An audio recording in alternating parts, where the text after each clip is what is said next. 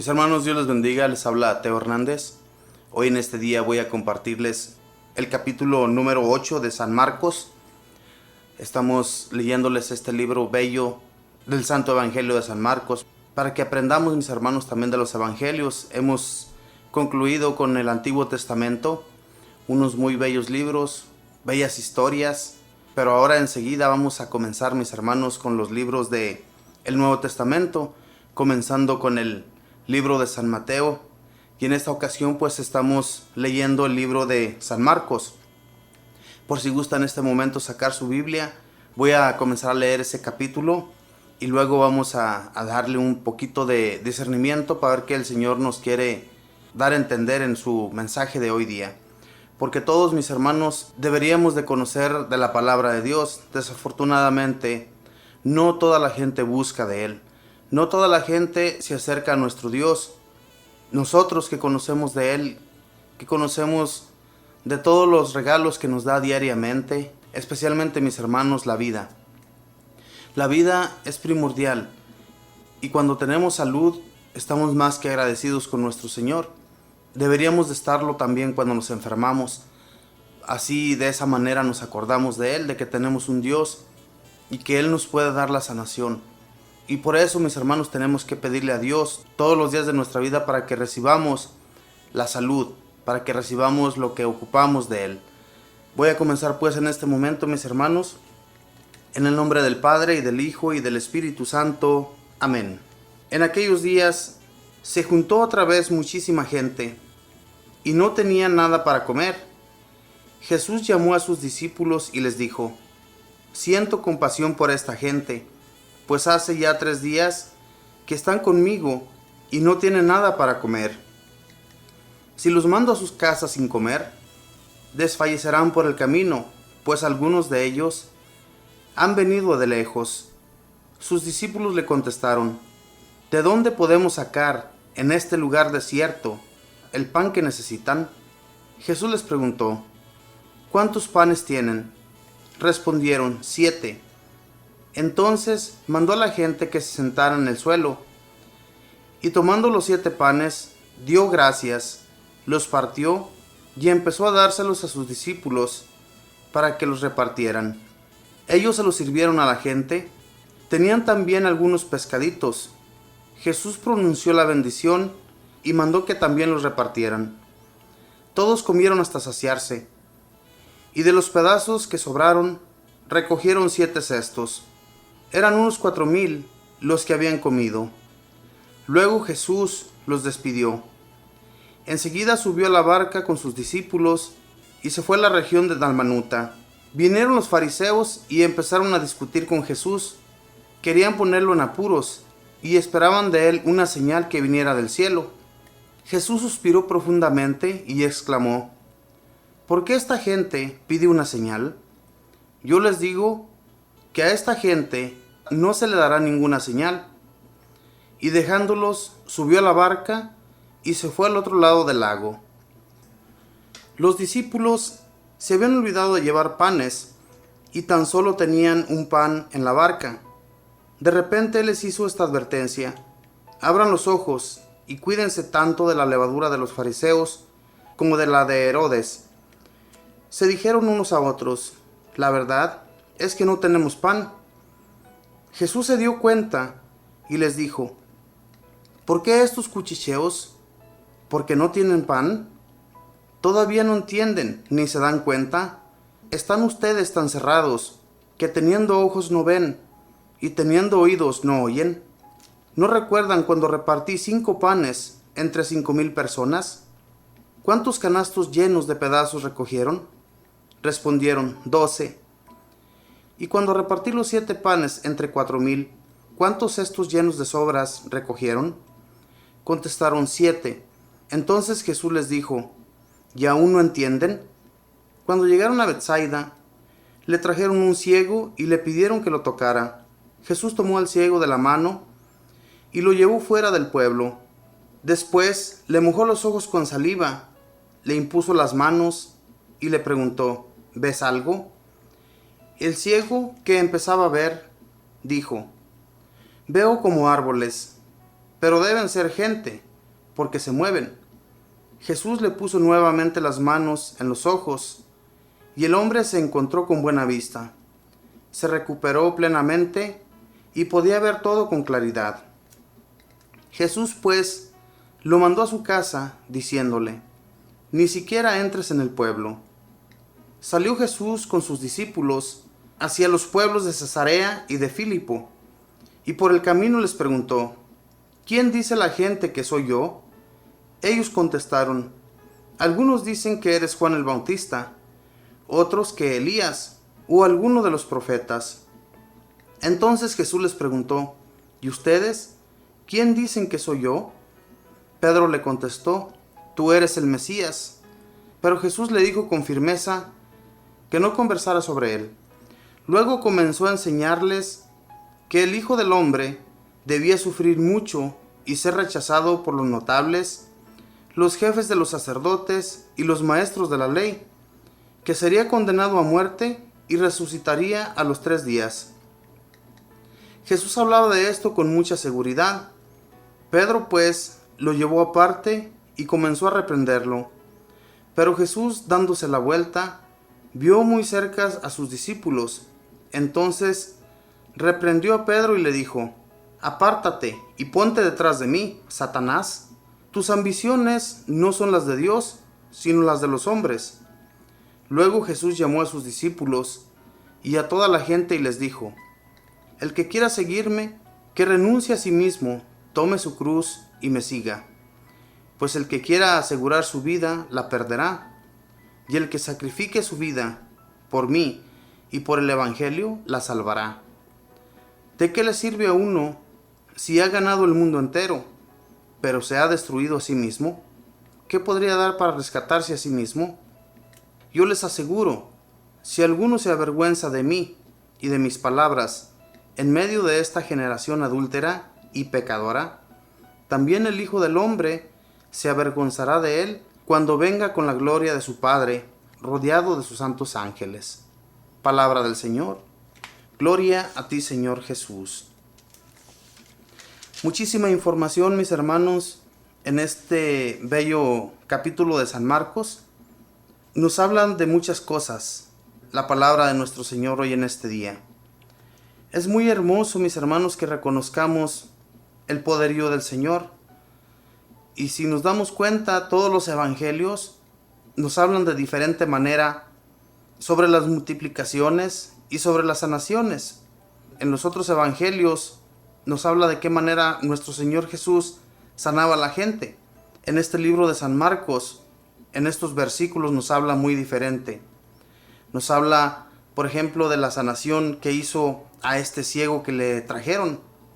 Este ciego le pidió a la gente que lo sanara a Jesús.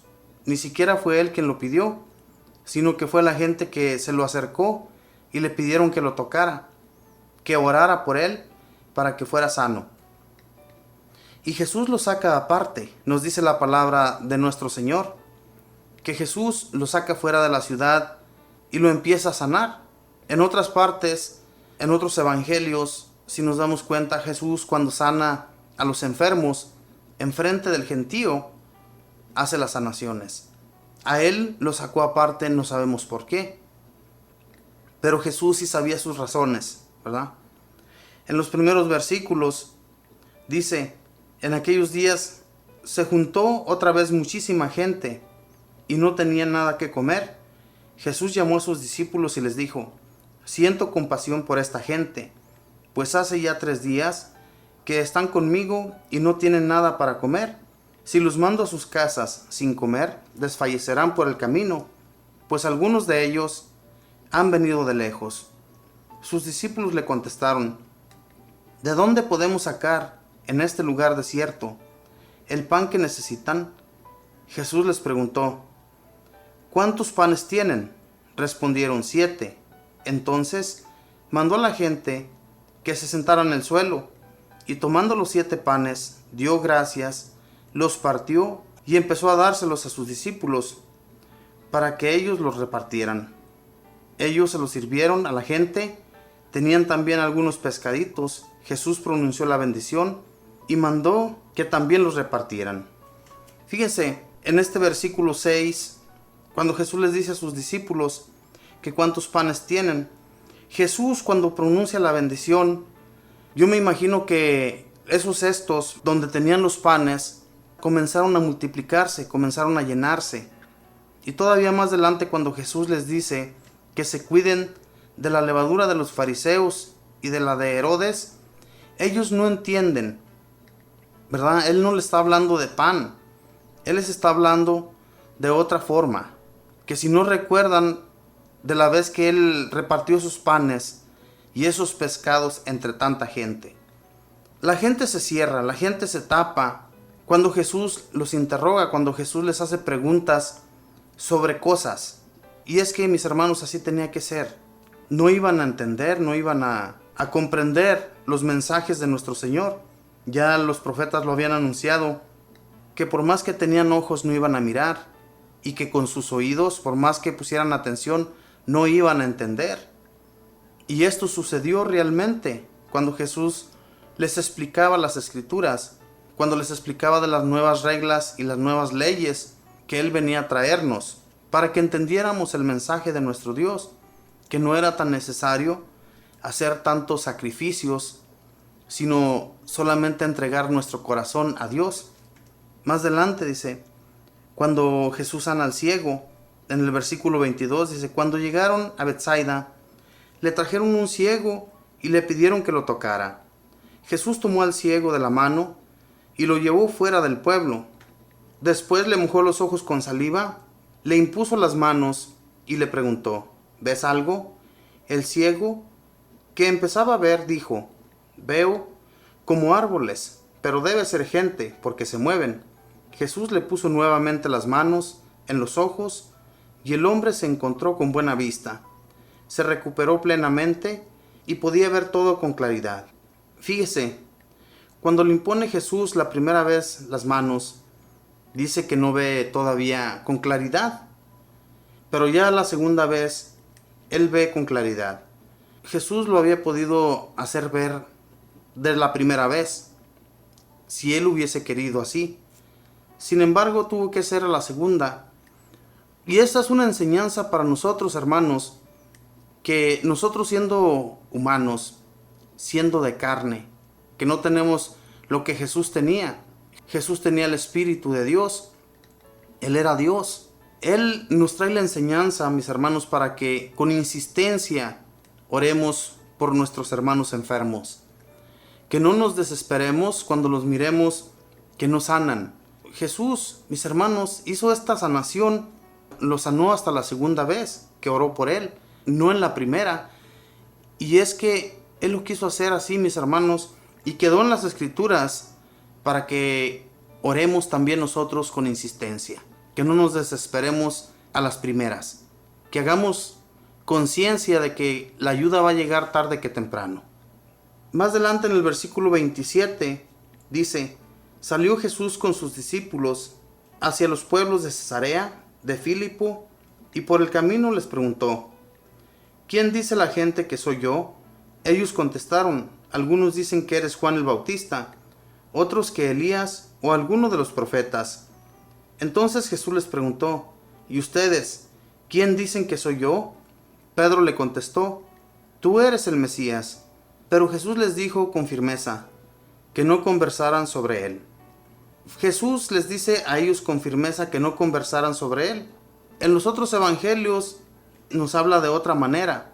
Nos habla de que a las primeras, cuando Pedro le contestó, tú eres el Mesías, pero Jesús les dijo con firmeza que no conversaran sobre él.